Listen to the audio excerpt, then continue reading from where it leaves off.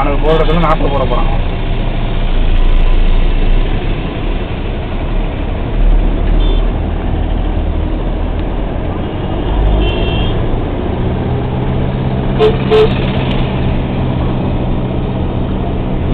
Slumdog millionaire அது மாதிரி இல்லைல்ல பீப்புள்ஸ்